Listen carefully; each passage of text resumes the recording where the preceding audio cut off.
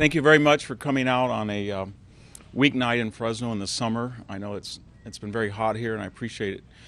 I'd like to talk just for about 30 minutes on the theme of the book, the Savior Generals, and then I'd like to have questions from you for 15 or 20 minutes, if that's okay.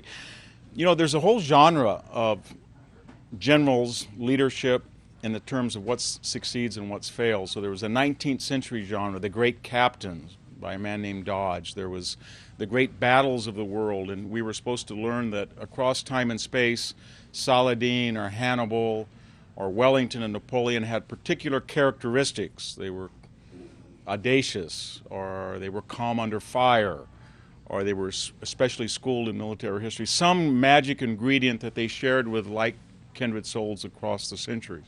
And then there was the other genre, anatomy of error, anatomy of folly, all of the losers of history. Mark Clark in Italy, Westmoreland in Vietnam, Marshal Ney at Waterloo. And we were supposed to learn what not to do. And these were not only biographies, but they were also models of leadership. They were very popular in the 19th century. But the more I, over the last 30 years, read these little miniature or pocket biographies, the more that I noticed that in a lot of cases, Napoleon won when he had greater numbers or greater organization, or he was not fighting the entire alliance of Europe. Or in World War II, a great savior general was, of course, George Patton, North Africa, who came into command after the Kaiserine passed. But there's no greater fan of George Patton than myself. But had Patton not been in North Africa, we probably would have found somebody like Lucian Truscott or Manton Eddy that could have assumed that role of leadership, because there were other factors, Hitler's stupidity, the genius of George Marshall and Allenbrook on the Allied side, the role of the Russians, that would have made the victory still possible.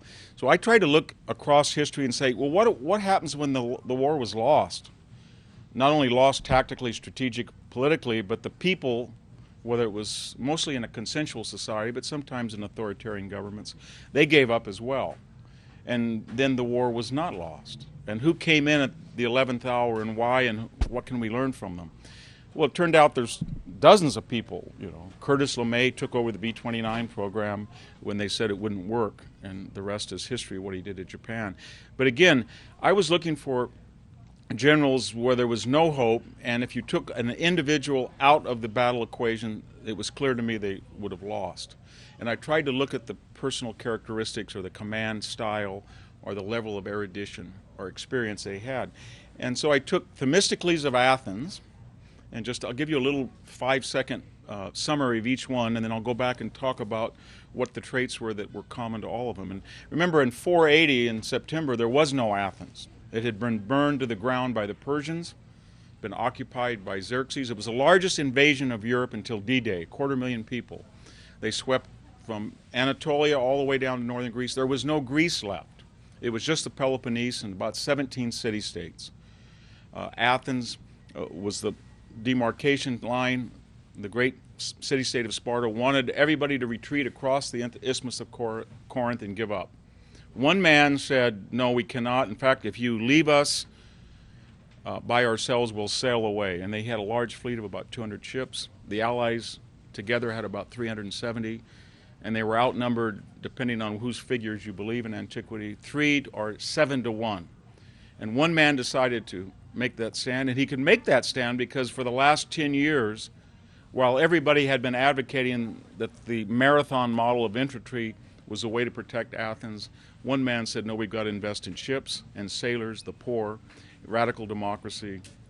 And he was not just the savior of Athens at Salamis, but the architect of what would become the Athenian Empire. Everything before Themistocles was a defeat, and everything after Themistocles at Plataea the next year was a victory. He single-handedly, by his genius, saved Athens, saved Greece, in some sense saved Western civilization in its embryonic form. He was a maverick, he was part Thracian, he was iconoclastic, he was a contrarian, he was obnoxious, he lied, he was an atypical politician, he demagogued the people, he slandered his enemies, and he was an absolute genius. What was wrong with Persia? What was wrong with Persia? Everybody said you cannot stop King Xerxes and this armada, and he said, wait a minute, it's getting late in the year, it's now September. We're at home, we know the currents of Salamis Bay, they don't. They're 700 miles from their supplies, we're here. They just burned the city that was supposed to house them. By any empirical, logical, but not emotional calculus, they're in trouble, and that seemed absurd. And yet he was able to sway the Spartans and the Corinthians to stay with him, and they went on that day to defeat Salamis, which is probably the greatest, or I should say the most lethal sea battle in history. 80,000 Persian sailors probably were killed, much more than Lepanto or Midway or Trafalgar.